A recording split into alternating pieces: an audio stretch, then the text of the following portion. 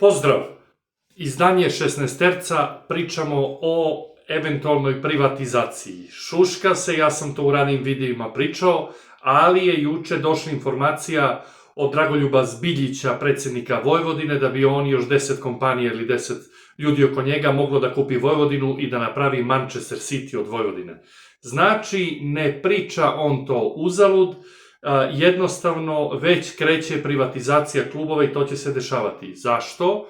Čukarički je već privatan klub faktički, to drži Gale, ali je tu sad i Matijašević, znači to će se samo pretočiti zakonski da je to privatan klub.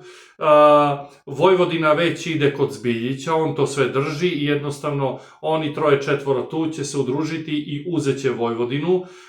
Millennium Team, državna kompanija koja pravi nacionalni stadion i koja pravi zgrade i sve te puteve po državi, jednostavno najjača državna kompanija, ona je ušla u Dubočicu juče i faktički ja znam pri ulasku tom u Dubočicu oni su se borili sa opštinom ko će uzeti 60%, ko 40% i faktički su tražili neka zemljišta oko stadiona. Ako ti ulaziš kao sponzor, tebi ne trebaju zemljišta oko stadiona, već ti sponzorišeš klub, kupuješ dresove, daš plat igračima, reklamiraš se na stadionu, na televiziji kad bude utakmica, a oni su tražili, znači, zemljište oko stadiona da bi tu pravili hotel.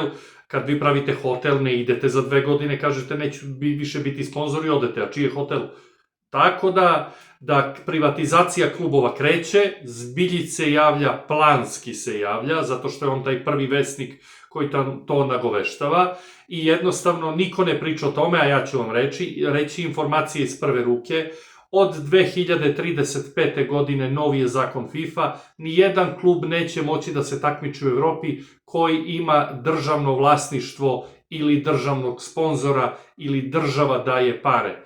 Znači, prevedeno na srpski, to su Zvezda, Partizan i svi naši klubovi. Znači, njima država daje pare, njima država plaća struju, vodu, oni duguju državi, jednostavno, evo, Partizan za licencu od države traži pare, Zvezda dobija od države drugim nekim kanalima, ali generalno, čiji je klub Zvezda, čiji je klub Partizan? Nema vlasnika, nije to privatno. Znači, to je državni klub.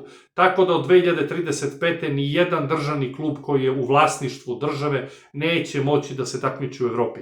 Tako da je već krenula procedura i očekujemo u naredne jedno 3-4 godina, znači privatizacija, normalno, tu će biti sad otimačina, čiji je klub, ko će to uzeti. Drugo, svaki klub ima zemljište, to jest parkinge ispred stadiona. Kad neko uđe da kupi klub, on kupuje stadion, on kupuje okolno zemljište, sve što je u vlasništvu kluba, on dobija, to je veoma bitna informacija, kad vi kupite klub, vi dobijate isto i vlasništvo nad igračima, znači sutra prodaja 3 miliona evra, to su vaše pare firmine, vi ste kupili klub, vaš je klub. Drugo, kad kupite klub, ako imate velike parkinge, vi možete reći, ok, ovo ću imati za parkinge, ovo neću više parkinzi da budu, tu ću napraviti zgradu.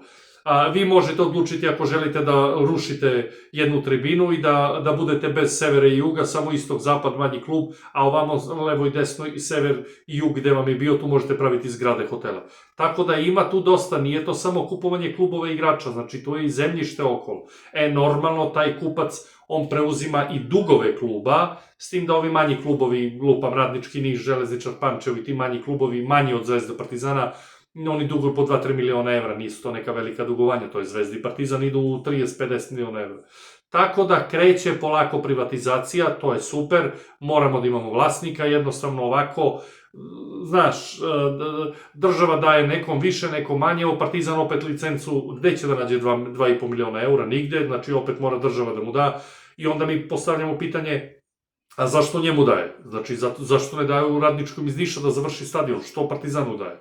Znači, što ne da Radničkom iz Kragujevca da pokrije stadion, nego da Partizanu daje. Tako da jednostavno kreće privatizacija, ne javlja se Zbiljić, predsjednik Vojvodine, džabe, on to pušta, taj prvi balon u javnost i sad će se čekati reakcija javnosti kako, šta, navijači i jednostavno kreće privatizacija. Očekujemo u naredne 2-3 godine i Zvezdu i Partizana i Vojvodinu i Čukarički i sve te klubove da uđu gazde. Znači, to je njegov klub od danas i on odlučuje. Znači, on odlučuje da li će karte biti 500 dinara za utakmicu, da će biti 5000 dinara. Znači, on odlučuje da li će kupiti ovog igrača ili onog igrača. On postavlja sportskog direktora, ali on daje pare. Tako da sportskog direktora, evo sad Millennium Group, koliko sam juče pročitao, Millennium Group je ušao u Dubočicu i odmah je sportski direktor postao Bratislav Ristić, koji je do skora bio sportski direktor Napretka i jednostavno, ok, taj Ristić će